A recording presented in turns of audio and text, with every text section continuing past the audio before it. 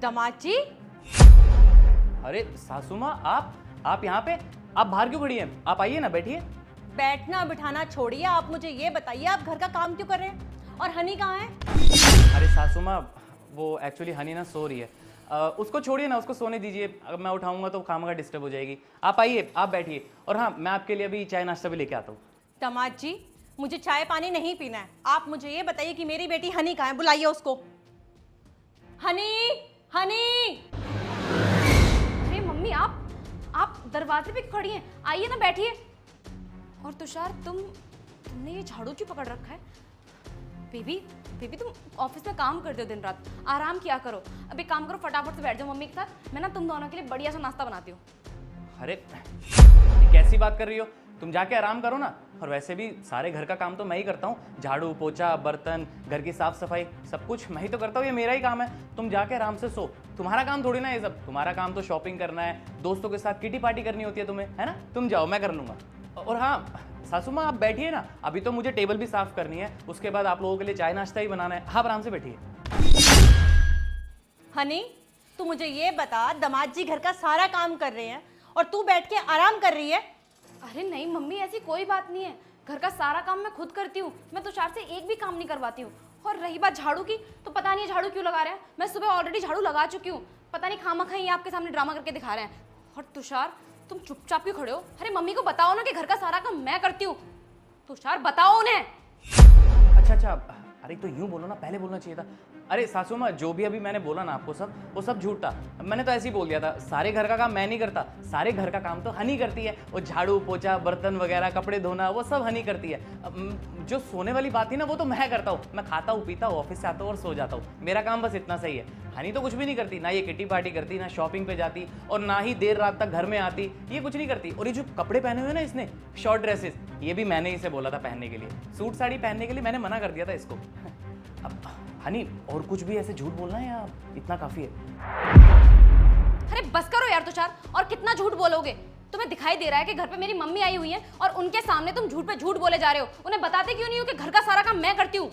मेरी मम्मी के सामने मेरी तारीफ करने से तो रहे, बल्कि मेरी बुराइयां और कर रहे हो। अरे उन्हें बताओ ना कि मैं तुम्हारा कितना ज्यादा ख्याल रखती हूँ, तुम्हारा सारा काम करती हूँ, तुम्हारे लिए अच्छा अच्छा खाना बनाती हूँ। क्यों नहीं बताते उन्हें? हनी, मुझसे झूठ बोलने की ना जरूरत नहीं है। मुझे सब नजर आ रहा है। मैंने अपनी आंखों से देख लिया कि दामाद जी घर का सारा काम कर रहे हैं। तूने हमारे घर की नाक कटवा दी है। दामाद जी से आंख मिला के मैं बात नहीं कर सकती हूँ, सिर्फ और सिर्फ तेरी वजह से। अरे तुझे यही संस्कार दिए थे मैंने। तुझे शर्म नहीं आती? तू सारा काम दामाद जी से करवाती है। मम्मी, ऐसी कोई बात नहीं है। मुझे तो खुद समझ नहीं आ रहा कि तुषार ये घर का काम क्यों कर रहे हैं, क्यों झाड़ू पकड़ के खड़े हुए हैं, और पता नहीं क्यों ही आपसे झूठ बोल रहे हैं। बल्कि मैं तो इनसे घर का कोई भी काम नहीं करवाती हूँ, सारे काम मैं खुद करती हूँ। मुझे तो ऐसा लगता है मम्मी, तुषार ये सब आपके सामने इसलिए कर रहे हैं ताकि आप मुझे डांटो। ये ना बदनामी करना चाहते हैं मेरी आपके सामने। हनी, झूठ बोलने की ना जरूरत नहीं है। मुझे मेरी आंखों से बहुत अच्छे से दिखाई दे रहा है तूने दामाद जी का क्या हाल कर दिया। अरे घर का नौकर बना के छोड़ दिया तूने। तुझे शर्म नहीं आती है? हाँ, तुझे इस घर में मैंने किस लिए भेजा था? माँ, आप प्लीज मेरी बात का विश्वास कीजिए कि झूठ बोल रहे हैं। मैं कोई काम नहीं करवाती घर का इनसे। तू चुप कर, मुझे तुझसे कोई बात नहीं करनी है। दामाद जी, आप मुझे बताइए ये सब क्या चल रहा है? आप कुछ बोल क्यों नहीं रहे हैं? जब तक आप बोलेंगे नहीं, मुझे पता कहाँ से चलेगा इस घर में ये क्या चल रहा है? देखिए सासू माँ, मैं आपके सामने चुप इसलिए खड़ा हूँ क्योंकि ये हनी जो है ना, मेरे को धमकियाँ देती है।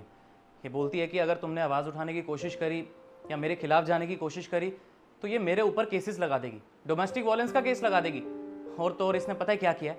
इसने मेरे माँ बाप के ऊपर हाथ भी उठाया और उन्हें घर से बाहर भी निकाल दिया है। बेचारे मेरे माँ बाप कुछ बोल भी नहीं पाए। उल्टा मुझे धमकी देती थी कि अगर तुम्हारे माँ बाप ने कुछ बोलने की कोशिश करी तो मैं तुम्हारे माँ बाप को भी झूठे केस में फंसवा के पुलिस के हवाले करवा दूंगी। इतना टॉर्चर सहता हूँ मैं। मुझे भी क्या करना पड़ा, मजबूरी अपने माँ बाप को यही बोलना पड़ा कि आप लोग घर से चले जाइए, मैं आपकी भलाई के लिए कह रहा हूँ। वो बेचारे भी चले गए। इसका टॉर्चर कब तक सहते? और तो इसने मुझे एक और धमकी दी। इसने बोला कि अगर तुमने घर का सारा काम नहीं किया और मुझे अपनी आज़ादी नहीं जीने दी तो मैं तुम्हारे ऊपर केसेस लगवाऊंगी, ऊपर से डाइवोर्स लूंगी अलग, और एज एलिमनी 50% प्रॉपर्टी भी अपने नाम करा लूंगी, कंपनसेशन लूंगी वो अलग से। अब आप ही बताइए ऐसे में मैं क्या करता? देखिए सासू माँ, मैं आपके आगे हाथ जोड़ता हूँ। अगर आप यहाँ पे आ ही गए हैं, सच्चाई आपके सामने आ ही गई है, तो आप प्लीज़ अपनी बेटी को यहाँ से ले जाइए। अगर ये इसी घर में रही ना तो मैं जी नहीं पाऊंगा, मैं जीते जी मर जाऊंगा।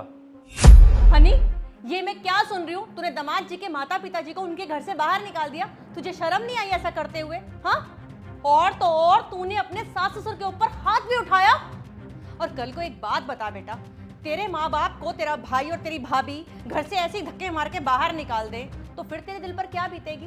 कर्मों का फल एक ना एक दिन जरूर भुगतना पड़ता है, और ये ना हो कि तेरे कर्मों का फल हम भुगतें।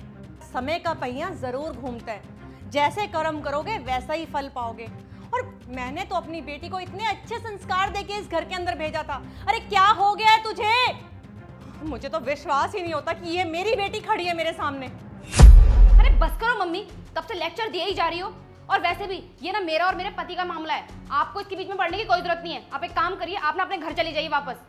और मुझे मेरे सास ससुर के साथ कैसे ट्रीट करना है ये मुझे अच्छे से पता है। मुझे मेरे पति को क्या बोलना है क्या नहीं बोलना ये मैं जानती हूँ, तो आपको ना बीच में बोलने की कोई जरूरत नहीं है। ये मेरे घर का ना निजी मामला है, तो आप इसमें मत ही पड़िए और आप अपने घर जाइए प्लीज। और रही बात मेरे कपड़ों की, तो शादी से पहले ना मेरी जिंदगी कुछ और थी, लेकिन शादी के बाद ना अब मेरी जिंदगी कुछ और ही है। मेरा जो मन करेगा मैं वो पहनूंगी और रात को देर से घर लौट कर आऊंगी। मेरी लाइफ है, मैं अपने हिसाब से जीऊंगी। और आप जानते ही क्यों मेरे सास ससुर के बारे में? आपको पता है उन्होंने मुझे कितना परेशान कर रखा था। अरे मैं कहीं भी बाहर जाती थी ना, तो बाहर जाने से पहले उनको खाना देना, उनकी छोटी छोटी डिमांड्स पूरी करना, दवाइयाँ देना। अरे मैं नौकरानी नहीं उस घर की, मैं ना किसी की गुलामी नहीं कर सकती। बस इसीलिए मैंने उन दोनों को घर से बाहर निकाल दिया।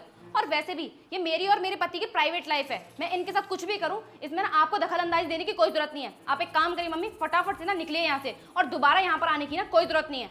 अच्छा, अब तू अपनी माँ से जुबान लड़ाएगी? मारू एक। अरे शर्म आनी चाहिए तुझे।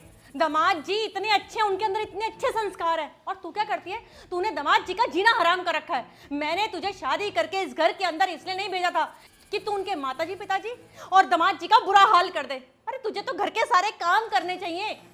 आज ना मुझे ये लगता है कि कहीं ना कहीं मेरी परवरिश में ही कमी रह गई, जो तू आज ये सब करके दिखा रही है। अरे मैंने तेरी हर एक जिद पूरी करी है। वो जिद मैंने तेरी इसलिए पूरी नहीं की थी कि तू दामाद जी का ये हाल कर दे। अरे उन्हें अपने घर में ही नौकर बना के रख दे। अरे तुझे इतना अच्छा पति मिला, इतने अच्छे सास ससुर मिले, स्वर्ग जैसा तुझे ससुराल मिला, और तूने क्या करा? इस स्वर्ग जैसे ससुराल को नरक बना दिया। अरे एक औरत ही होती है जो घर को स्वर्ग भी बना सकती है और घर को नरक भी बना सकती है, और तूने इस घर को ना स्वर्ग से नरक बना दिया है। कि क्या पहना हुआ है तूने? तुझे शर्म नहीं आती है? अरे घर वालों का तो लिहाज कर। घर में घर की बहुएं सूट साड़ी में अच्छी लगती हैं, ना कि वेस्टर्न ड्रेसेस में। देखिए सासू माँ, मैं आपके आगे हाथ जोड़ता हूँ, आप प्लीज़ अपनी बेटी को यहाँ से ले जाइए। मुझे इस लड़की के साथ नहीं रहना। अगर आगे जाके मुझे डाइवोर्स भी लेना पड़े ना तो मुझे मंजूर है। ज़्यादा से ज़्यादा क्या ही होगा, मेरी 50% प्रॉपर्टी जाएगी ना, वो दुख मैं सह लूँगा। लेकिन अगर मैं इस लड़की के साथ इस घर में रहा तो मेरे माँ बाप इस घर में कभी नहीं आ पाएंगे। मुझे मेरे माँ बाप के साथ रहना है। आपके आगे हाथ जोड़ता हूँ, प्लीज़ प्लीज़ ले जाइए इसे यहाँ से। नहीं दामाद जी, आप मेरे आगे हाथ मत जोड़िए, बल्कि हाथ जोड़ के माफ़ी तो मुझे मांगनी चाहिए आपसे, क्योंकि मेरी बेटी ने गलती करी है। आपका इसमें कोई कसूर नहीं है। हो सके तो इसकी गलती के लिए आप मुझे माफ़ कर दीजिएगा। और हाँ, अब मैं इसे यहाँ पर एक पल के लिए भी नहीं छोड़ूंगी। चल मेरे साथ। नहीं मम्मी, तुषार प्लीज, मम्मी रुको। रुकिए सासू माँ, देखिए मैं आपसे बस इतना कहना चाहता हूँ, मैंने नोटिस किया है कि आपसे भी ये तमीज़ से बात नहीं करती है, आपके साथ भी बदतमीज़ी कर रही थी। और जो लड़की अपने माँ बाप की इज्जत नहीं करना जानती, वो अपने सास ससुर की क्या ही इज्जत करेगी। आप ध्यान रखिएगा, कहीं ऐसा ना हो कि ये कल को आपको भी घर से बाहर निकाल दे। तू चल मेरे साथ, तुझे तो तमीज आज मैं सिखाती हूँ। चल।